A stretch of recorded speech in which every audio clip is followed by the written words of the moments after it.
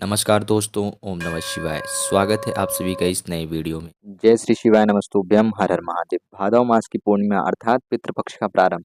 ध्यान दीजिएगा, पूर्णिमा तिथि विशेष रूप से हम सभी अपने घर में सुख शांति समृद्धि के लिए तो करेंगे ही करते हैं हमेशा उपाय, परंतु पूर्णिमा की तिथि हो या फिर शुक्रवार का दिन हो, माता लक्ष्मी जी की अनुकंपा कृपा प्रदान करने के लिए, महालक्ष्मी कृपा के लिए हम तो जरूर करते हैं। परंतु भादव मास की जो पूर्णिमा होती है, ठीक इसी के साथ साथ जैसे ही भादव मास में पूर्णिमा प्रारंभ होती है, तो उसी पूर्णिमा के साथ साथ पितृपक्ष भी प्रारंभ हो जाते हैं। पूर्णिमा तिथि माता लक्ष्मी, पितृपक्ष अर्थात हमारे पितृदेवों की हमारे ऊपर अनुकंपा कृपा और उनकी तृप्ति के लिए, उनकी शांति के लिए, उनकी आत्मा की शांति के लिए पूर्णिमा की तिथि पर यानी कि पितृपक्ष के पहले दिन पर ही यदि हम कोई क्रिया कोई उपाय करते हैं तो विशेष रूप से कृपा होती है। तो कैसे करेंगे हम सभी भादव मास की इस पूर्णिमा पर माता लक्ष्मी और अपने पितृ देवताओं को प्रसन्न, संपूर्ण विधि जानेंगे पूज्य गुरुदेव जी की ही अनुकंपा और कृपा से। चावल और एक बेलपत्री वाला है छोटा सा उपाय, जिससे कि महालक्ष्मी और पितृदेव को प्रसन्न कर सकेंगे हम। तो चलिए जानते हैं और समझते हैं पूर्णिमा तिथि का एक छोटा सा विशेष उपाय। आइए वीडियो में आगे बढ़ते हैं, लेकिन प्लीज़ उससे पहले वीडियो को लाइक ज़रूर करिएगा। और यदि आप चैनल पर नए हैं या फिर मेरी आवाज़ पहली बार सुन रहे हैं तो चैनल को सब्सक्राइब अवश्य रूप से करिएगा। देखिए पूर्णिमा तिथि देखिए, यदि हम बात करें हैं पितृपक्ष की, तो हमारा पितृपक्ष का जो प्रारंभ होता है पहला दिन ही पूर्णिमा के दिन से प्रारंभ होता है।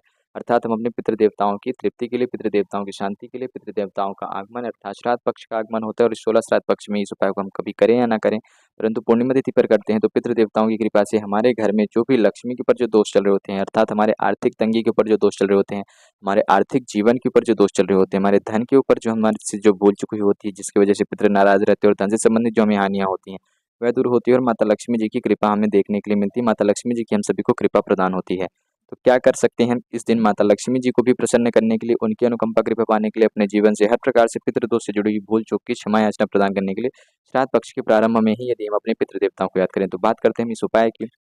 हम सभी को अपने जीवन में माता लक्ष्मी जी की कृपा और पितृ देवताओं की तृप्ति और शांति के लिए उनको जल अर्पित करते हुए, यानी कि उनको भोग के रूप में हम जल अर्पित करेंगे पूर्णिमा की तिथि पर। इस क्रिया को हम सुबह से लेकर के संध्या तक में कभी भी कर सकते हैं पूर्णिमा तिथि पर।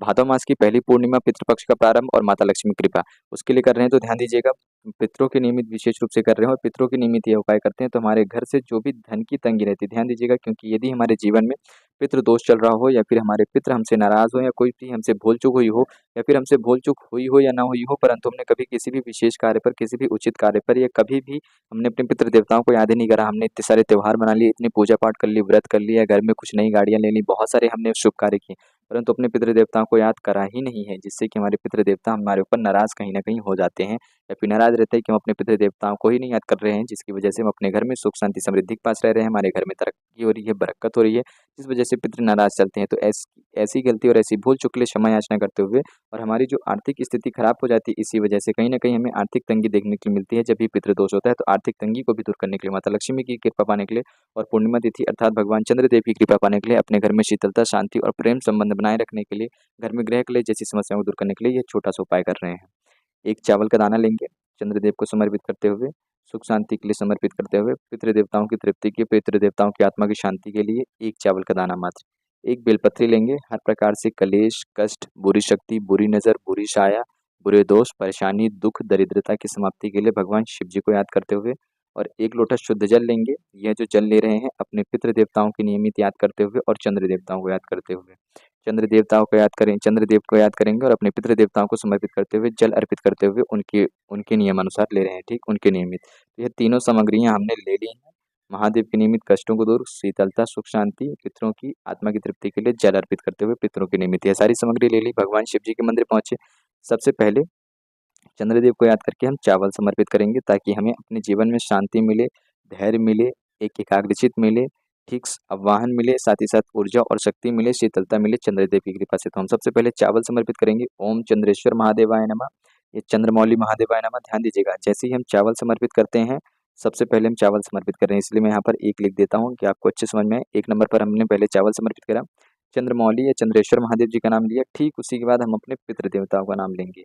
पितृ देवता का हमें प्रत्येक किसी भी देवता का नाम लेने के बाद श्राद्ध पक्ष में अवश्य रूप से लेना चाहिए। तो चंद्रेश्वर महादेव या चंद्रमौली महादेव, ओम पितृ देवता है नमः का जाप करके हमने एक एक बार दोनों नाम मंत्र लिए और चावल समर्पित कर दिया। ठीक, हमने प्रार्थना याचना करी कि हमारे घर में शांति रहे, समृद्धि रहे, ऐश्वर्य कीर्ति रहे, चंद्रदेव की कृपा से शीतलता बनी रहे, और पितृदेव की कृपा से हमारे घर के सभी व्यक्तियों को, पितृ देवताओं को तृप्ति मिले, उनको शांति मिले, उनको तृप्ति मिले, और साथ ही साथ भगवान शिव जी की उनके ऊपर कृपा रहे, हमसे जो भूल चूक हुई हो उसके लिए हमने क्षमा याचना करें।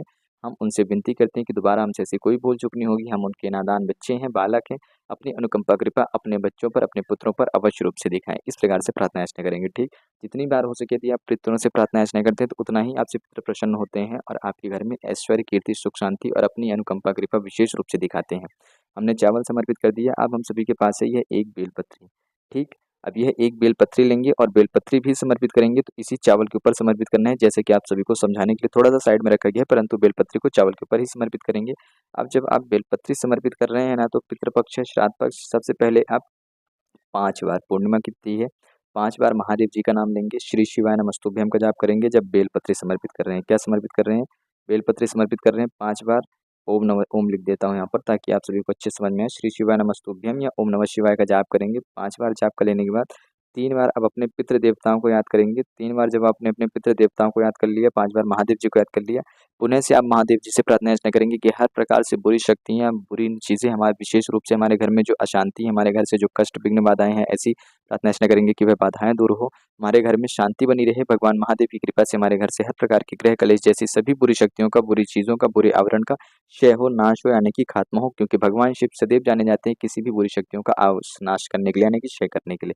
बेलपत्री, चावल दोनों समर्पित कर देने के बाद अब अंत में केवल पितृ देवता को याद करते हुए, ध्यान दीजिएगा पूर्णिमा तिथि लग चुकी है और पूर्णिमा की तिथि अर्थात भादव मास की पूर्णिमा जो होती है वह पितरों को समर्पित होती है। उस दिन से हमारा श्राद्ध पक्ष प्रारंभ हो जाता है।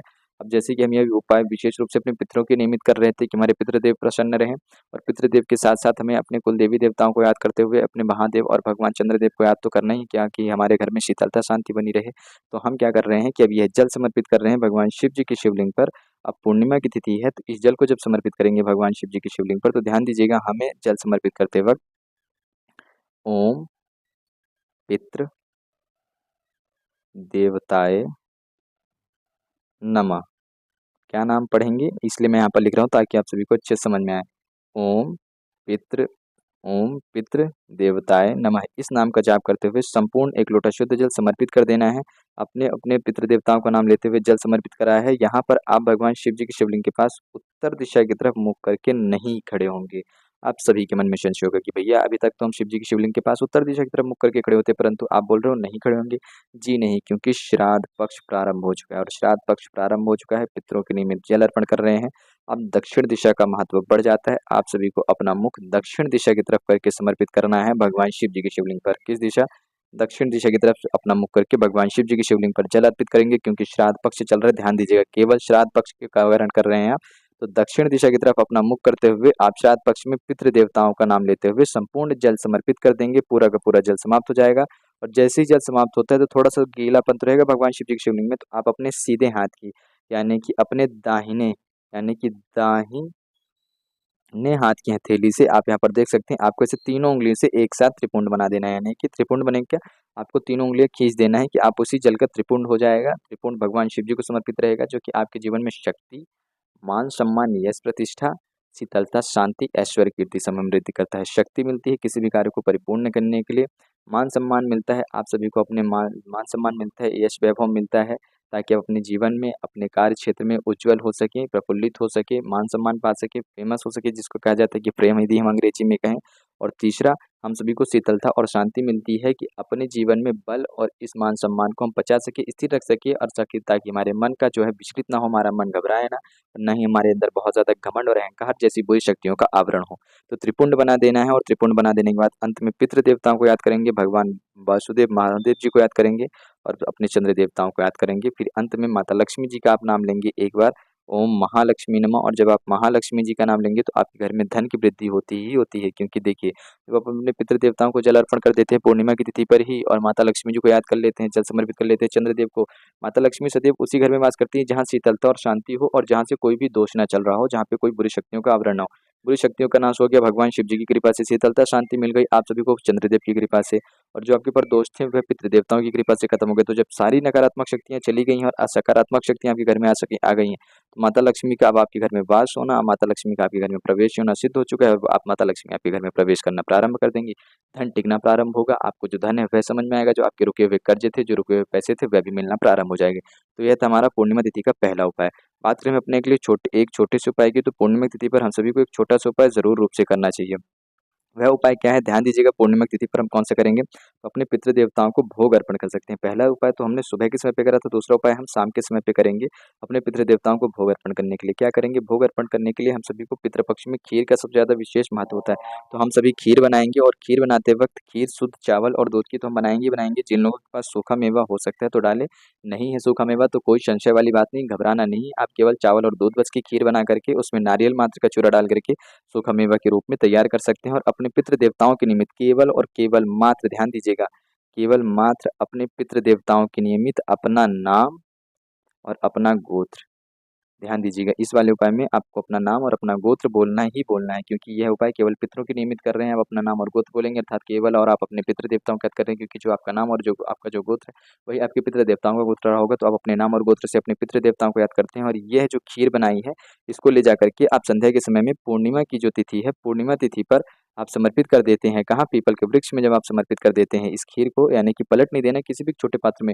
हो सके तो मिट्टी, ध्यान दीजिएगा, आप हो सके तो मिट्टी का दीपक ले लीजिएगा, और खाली दीपक लीजिएगा, खाली दिया लीजिएगा, माफ करिएगा, दीपक जिसमें दिया रहती, खाली दिया लीजिएगा मिट्टी का, और उस मिट्टी के पात्र में, यानी कहें तो मिट्टी के बर्तन में, या किसी भी एक ऐसे छोटे से कटोरी प्लेट में आप पीपल के वृक्ष ले जा करके रख देंगे। और उस कटोरी प्लेट को, ध्यान दीजिएगा, स्टील वगैरह की प्लेट रख रहे हो और आप सोचिए कि अगले दिन मैं उस प्लेट को उठा लूंगा, तो नहीं करना है।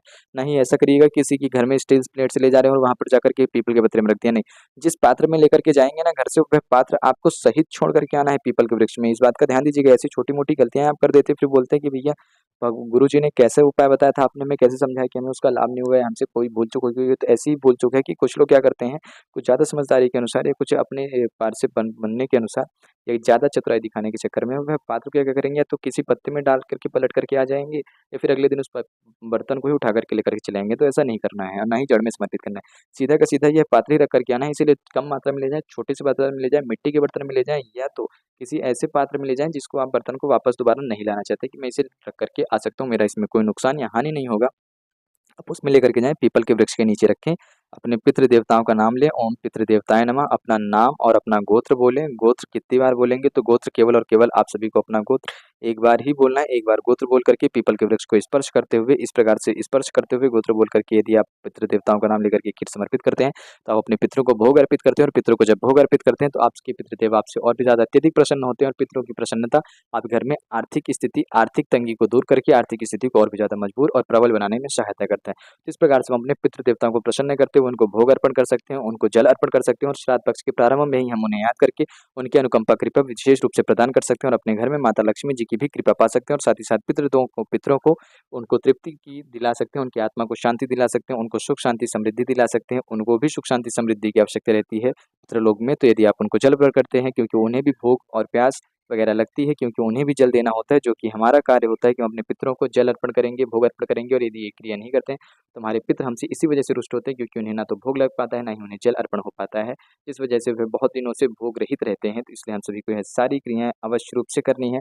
तो कैसी करनी थी, संपूर्ण विधि संपूर्ण जानकारी जान ली है। भादव मास की इस पूर्णिमा तिथि पर पितरों के लिए क्या विशेष कार्य थे, चावल और बिल्कुल पत्री का उपाय, तो उम्मीद करता हूँ आप सभी समझ गए होंगे। माता लक्ष्मी जी की कृपा कैसे प्रदान करनी, पूज्य गुरु जी द्वारा बताया गया छोटा सा उपाय बहुत ही सरल और सहज रूप से बताने का प्रयास किया गया था। तो आप सभी से प्रार्थना है कि आप सभी को वीडियो जरूर पसंद आया होगा। यदि वीडियो पसंद है तो वीडियो लाइक जरूर करिएगा। यदि कुछ प्रश्न हो तो अवश्य पूछें, और यदि मेरी आवाज पहली बार सुन रहे थे या फिर चैनल में नए थे तो चैनल को सब्सक्राइब अवश्य रूप से करिएगा। जय श्री शिवाय, नमस्तुभ्यम, हर हर महादेव, ओम नमः शिवाय।